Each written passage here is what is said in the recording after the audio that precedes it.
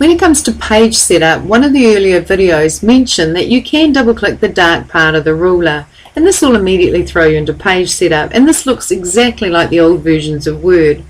But what they have in Word 2010 is they've also created a page layout tab in the ribbon. If you click the page layout tab, you can do things like changing the margins, changing from landscape to portrait, changing the paper size, and here's where you do newspaper columns. If you need section breaks, they're here, and line numbers and hyphenation are controlled here.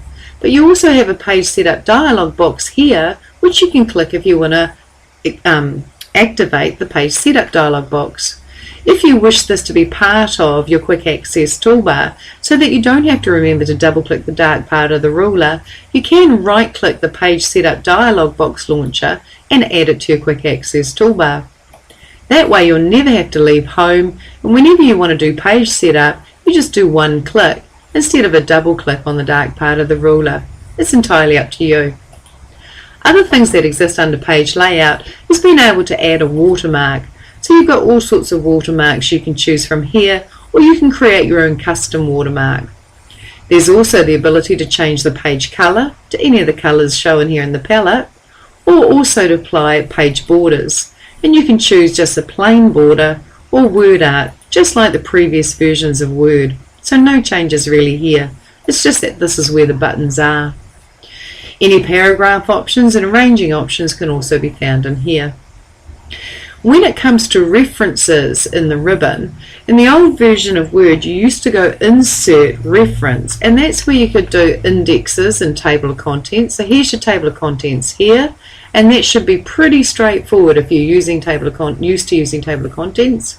Here is your footnotes section, very straightforward. Citations and bibliographies, cross references and captions, creating an index or a table of authorities. So if you're used to using insert references in earlier versions of Word, you'll now find all of those options under references in your ribbon, and from that point on you should be fine. Mailings in the ribbon is to do with mail merge, and I guess the best piece of advice I could give you here is to go to the Mailings tab, and in the Start Mail Merge group, click the Start Mail Merge button and choose the step-by-step Mail Merge wizard. When you choose this option, this brings up the Mail Merge task pane, and from this point on this is exactly the same as Word 2003, so you should be fine. When it comes to the Review tab in the ribbon, this is where you can run your spelling and grammar checker, but you can just as easily click this button if you added it to your quick access toolbar in one of the earlier videos, or you can press the function key F7 as documented here, and that also runs the spelling and grammar checker. You have your thesaurus and your word count, and options that you're used to under Review. If you choose New Comment, you're able to add comments and annotate a document just like earlier versions, and here's your Track Changes. Track Changes is also pretty much the same. Just simply set up your username so it easily identifies who's making the changes. Then go into your Track Changes options and customize those. The only new ones are these ones here, Table Cell Highlighting. What Word 2010 does is it now tracks any inserted cells in tables, deleted cells, merged cells or split cells, but everything else is the same. So I'll go cancel. And so that should be pretty straightforward for anybody who's used to using Track Changes. When it comes to the View tab, the View allows you to view your document in a variety of ways, and 99% of the time we work in print layout, which is the same as previous versions of Word. Full screen, yeah, that allows you to see a full screen and supposedly easily read the document. And there's a close button in the top right corner. Web layout, same as the earlier versions of Word and same with outline. What has changed is you no longer have a normal view.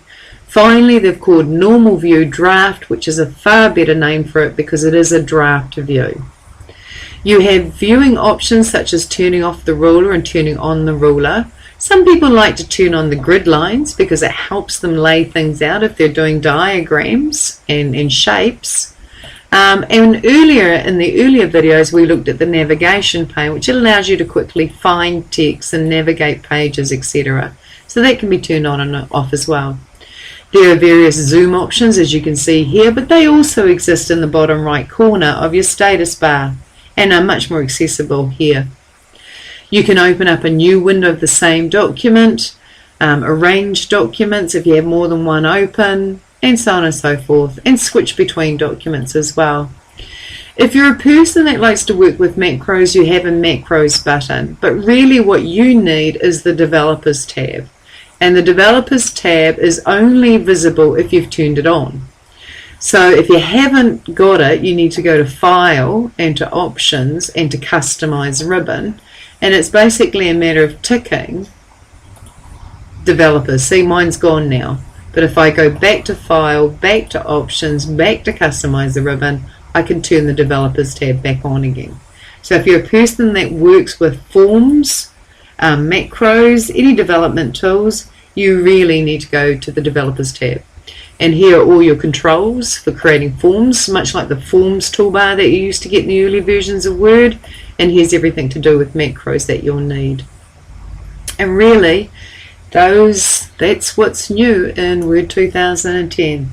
If you strike any problems, always feel that you can contact me, Kathy Barker, Software Solutions. Yes, www.softwaresolutions.co.nz.